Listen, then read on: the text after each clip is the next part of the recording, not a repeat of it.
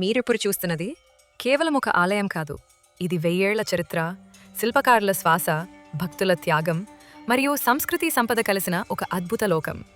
ఇది ప్రపంచ ప్రసిద్ధమైన శ్రీరంగం. అక్కడ ఉన్న మహిమాన్వితమైన శ్రీ రంగనాథస్వామి ఆలయం. శ్రీరంగం ఆలయానికి 7 ప్రాకారాలు, కాంపౌండ్ వాల్స్ ఉన్నాయి. మొదటి 3 ప్రాకారాల వరకు ప్రజలలో నివాసాలు ఉంటాయి. కానీ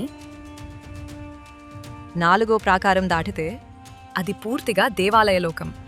తూర్పు వైపున మనకు దర్శనమిచ్చేది వెల్లై గోపురం. వెల్లై అంటే తమిళంలో తెలుపు, అందుకే ఇది తెల్లగా మెరిసే గోపురం. కానీ దీనికి వెనుక ఒక వీరగాథ ఉంది. ఒకప్పుడు ఆలయాన్ని దోచేందుకు వచ్చిన ఒక ఆక్రమణదారుడిని వెల్లై అమ్మాల్ అనే దేవదాసి ఈ గోపురం పైకి తీసుకెళ్లి అక్కడ్నుంచి కిందకు తోసి సంహరించిందని కథనం. త్యాగానికి గుర్తుగా ఈ గోపురం వెల్లై గోపురంగా ప్రసిద్ధి చెందింది. ఇంకొక విషాద కథ. నాయక రాజ్య కాలంలో అన్యాయ పాలనకు నిరసనగా 2 జీయర్లు ప్రాణత్యాగం చేశారు. వారి రిలీఫ్ శిల్పాలు ఇప్పటికీ గోపురం కింద దర్శనమిస్తాయి. వెల్లై గోపురం గుండా ఆలయంలోకి ప్రవేశిస్తే ఎడమ వైపున మనల్ని అబ్బురపరుస్తుంది శేషగిరి రాయర్ మండపం. 16వ శతాబ్దం నాయకుల కాలం నాటి శిల్ప అద్భుతం. అన్నీ ఏకశిలా స్తంభాలే. ఇక్కడి ప్రతి స్తంభం రాయి కాదు, ఒక చలించే కథ. గుర్రపు వీరులు, గాల్లోకి ఎగిరే గుర్రాలు, పులులపై దాడి చేసే సైనికులు. ఒక్క రాయిలో చెక్కిన అద్భుతం.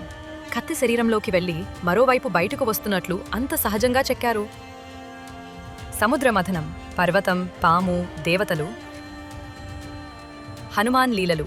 హనుమంతుడు సీతకు ముందే రాముని ఉంగరం చూపటం, తన తోకతో సింహాసనం ఏర్పాటు చేసి కూర్చోవటం, సంజీవని పర్వతం మోసుకెళ్లడం, ముసలిని సంహరించటం వంటి ఎన్నో అద్భుతమైన చిత్రాలు ఉన్నాయి.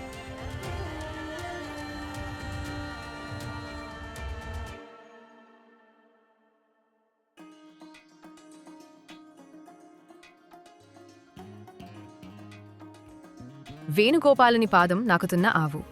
ఆ నాలుకను గమనించండి. శిల్పకారుడి ప్రతిభ అక్కడే కనిపిస్తుంది.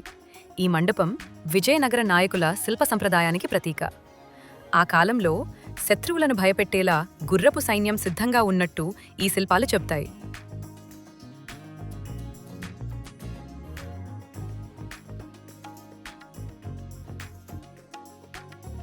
మీకు ఈ వీడియో నచ్చితే లైక్ చేయండి, సబ్స్క్రైబ్ చేయండి.